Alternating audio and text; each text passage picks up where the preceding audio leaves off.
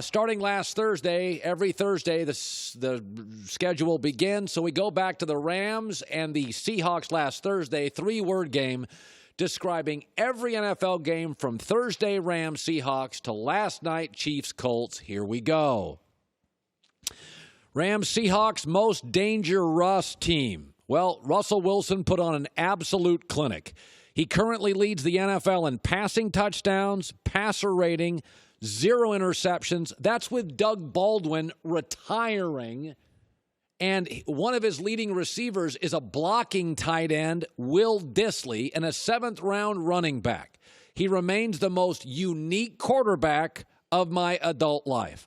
Jags Panthers, CMC for MVP. Christian McCaffrey right now deserves MVP votes because they can't depend on Kyle Allen when Cam's gone. They need a running game. He leads it in rushing yards, scrimmage yards. They've won 3 straight games. Yesterday, I think his size actually is an advantage. He can hide behind that big offensive line. He joins Jim Brown as the only player since at least 1950 with 4 games of 175-plus scrimmage yards and a TD in the first 5 games of this season. Even his 2-yard rushing touchdowns are highlight reel worthy. Cardinals Bengals.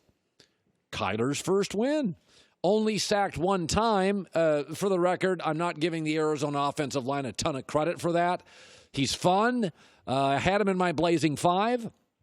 He's got 126 completions, which incidentally is the most ever for any quarterback in the league's history through 5 games.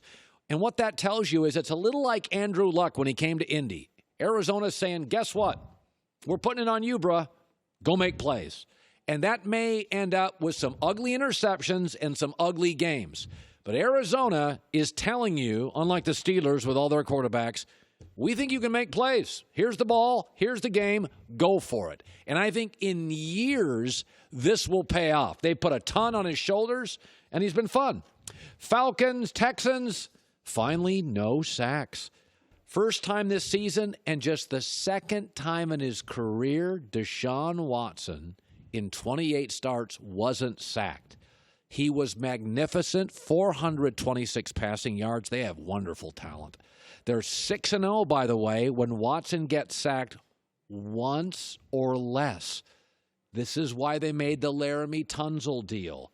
I don't care about the first-round picks. They have a left tackle for the next 6 or 7 years. This team's getting very interesting now. They pick up Duke Johnson. They get the left tackle fixed.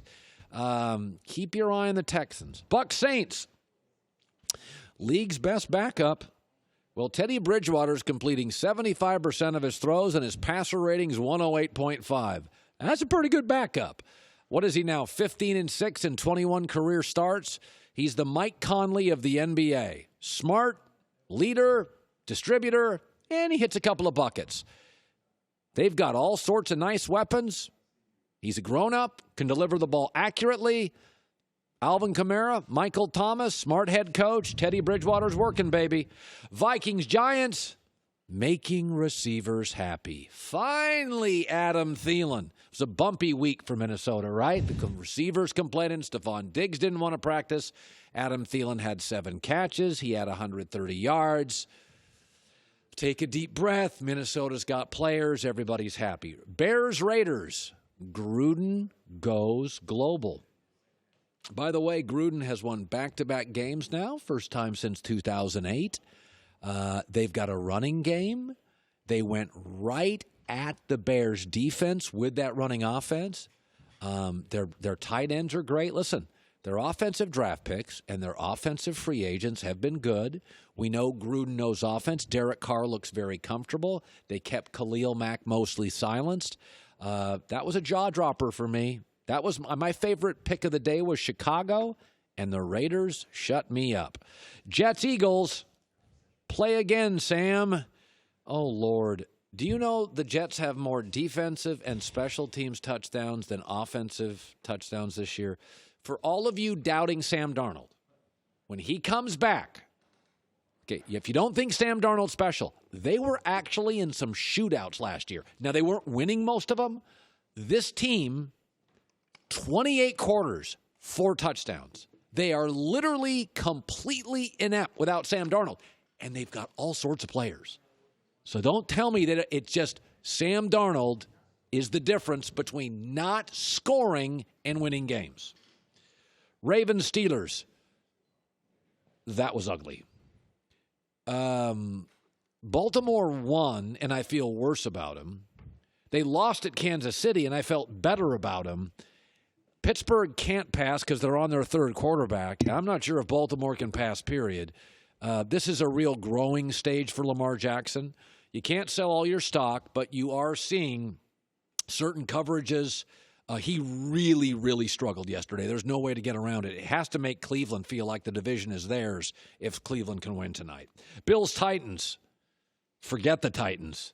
They did a movie, Remember the Titans? Forget the Titans. They're 0-2 at home. Now, this is the strangest organization in football because they look great and then they're terrible. They were unbelievable against Cleveland. They were great against Atlanta. And yesterday it was just field goal, field goal, field goal. Is there any other team that's better against New England than they are at home against Buffalo? I don't think there is. Patriots, Redskins, worst run franchise. Haven't won a playoff game since 2005. Dan Snyder fired his coach today.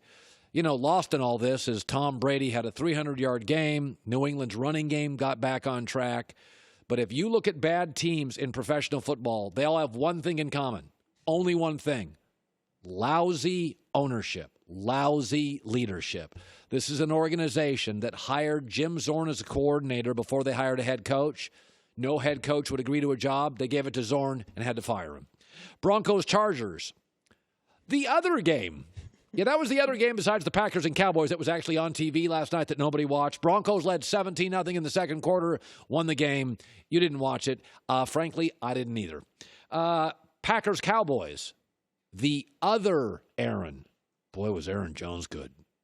Holy moly, was Aaron Jones good. He currently leads the NFL with 8 rushing touchdowns.